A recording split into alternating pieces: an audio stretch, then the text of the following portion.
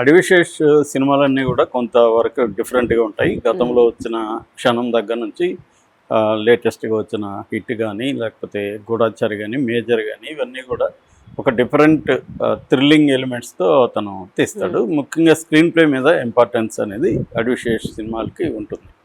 అయితే ఈ సినిమా ఇప్పుడు రిలీజ్ అయిన డెకాయిడ్ ఏ లవ్ స్టోరీ అనే సినిమా ఎలా ఉంది అనేది చూద్దాం. సో దీంట్లో అడివిశేషు, మృణాల్ ఠాకూరు, ప్రకాష్ రాజు, అనురాగ్ కాశ్యప్, తర్వాత కామాక్షి భాస్కర్ల, అతుల్ కులకర్ణి వీళ్ళు చేశారు.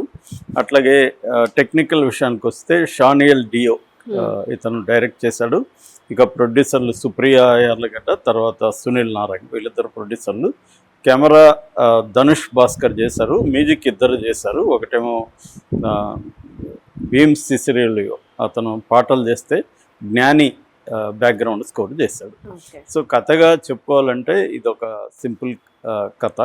అంటే ఒక అబ్బాయి ఉంటాడు, హరి, అబ్బాయి పేరు హరిదాసు. ఆ అబ్బాయి సరస్వతి అనే ఒక అమ్మాయిని ప్రేమిస్తాడు. ఆ అమ్మాయికి జూలియట్ అని పేరు పెడతాడు, కాబట్టి మీద జూలియట్తో ఉన్నాం. సో జూలియట్ అనే అమ్మాయి తను ఎలా లవ్ చేసుకున్నారు. ఈ క్రమంలో ఒక మామూలు హ్యాపీ గో లక్కీ కపుల్లాగా వాళ్ళు ఉన్నారు. సడన్గా ఒక సంఘటన జరిగి ఒక హత్య కేసులో ఇతను జైలుకి వెళ్ళాల్సి వస్తుంది.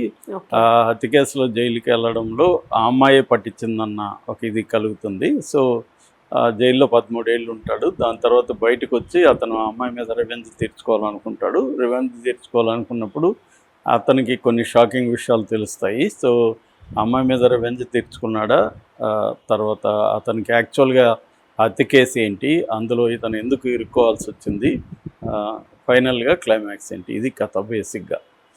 మామూలుగా అయితే హాలీవుడ్ సినిమాలు చాలా నేను ఇట్లాంటివి చూశాను.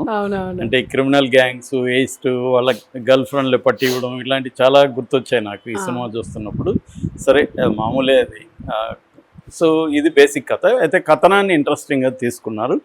జైల్లో ఓపెన్ చేస్తారు. జైల్లో ఇషాక్ బాయ్ అని ఇంకొక చిన్న గ్యాంగ్స్టర్ ఉంటాడు, అతుల్ కులకర్ణి. అతనికి తన స్టోరీ చెప్తాడు ఇతను.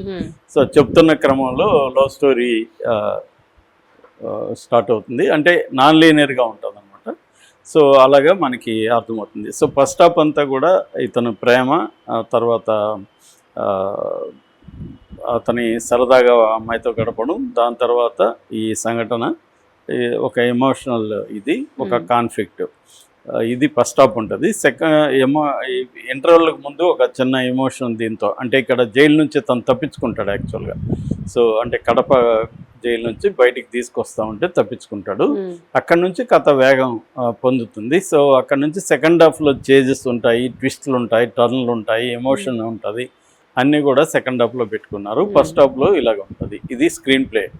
అయితే మామూలుగా అయితే ఇవన్నీ కూడా స్క్రీన్ ప్లే మీద డిపెండ్ అయిన సబ్జెక్ట్ ఇది. కాకపోతే ఏంటంటే అనీవన్గా ఉంది script, screen play. Beginning first half 30 minutes బాగానే ఉంది, మళ్ళీ కొంచెం స్లో అవుతుంది. దాని తర్వాత ఇతను జైలు నుంచి తప్పించుకున్నాక వేగం పెరుగుతుంది. మళ్ళీ సెకండ్ హాఫ్కి వచ్చేసరికి మళ్ళీ డ్రామా, ట్విస్ట్లు, టర్న్లు, ఇవన్నీ కథనంలో అక్కడక్కడ అనీవన్గా పేస్ అనేది వేగం. మామూలుగా అడివిశేష్ సినిమాలో ఈ పేస్ అనేది వేగంగా ఉంటుంది. అందుకని edge of the seat thrillers అంటారు. అంటే మన సీట్లో ఇలా రిలాక్స్ కాకుండా ఏం జరుగుతుందా అన్న టెన్షన్తో చూస్తాం. సో అది మామూలుగా ఉంటుంది. దీంట్లో అది అక్కడక్కడ ఉంది, లేదని కాదు, బట్ చాలా చోట్ల స్లో నేరేషన్లకి కథ వెళ్ళింది. సో దీంట్లో ప్రధానంగా హైలైట్ స్క్రిప్ట్లో కానీ సినిమాలో కానీ హైలైట్ చెప్పుకోవాల్సింది వచ్చి, ఇది ప్రేమ కథ అన్నాడు. ప్రేమ కథ మీదనే ఫోకస్ చేశారు. కానీ డెకాయిట్ అనేది మెయిన్. ఇది డెకాయిట్ అనగానే మనకి దోచుకోవడం కదా, దోచుకోవడం కూడా దీంట్లో ఉంది. హెయిస్ట్ మూవీ అని కూడా అనొచ్చు దీన్ని.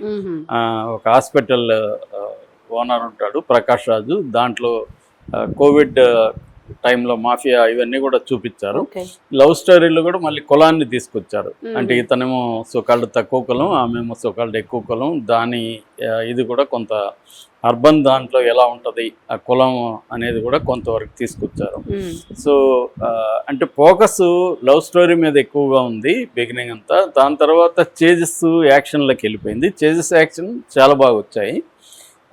కాకపోతే ఏంటంటే దీంట్లో మేజర్ లోపం ఎక్కడంటే పేస్ ఒకటి. 2 గంటల 32 నిమిషాలు సినిమా ఉంది, ఇంకొక 20 నిమిషాలు లేపేయచ్చు.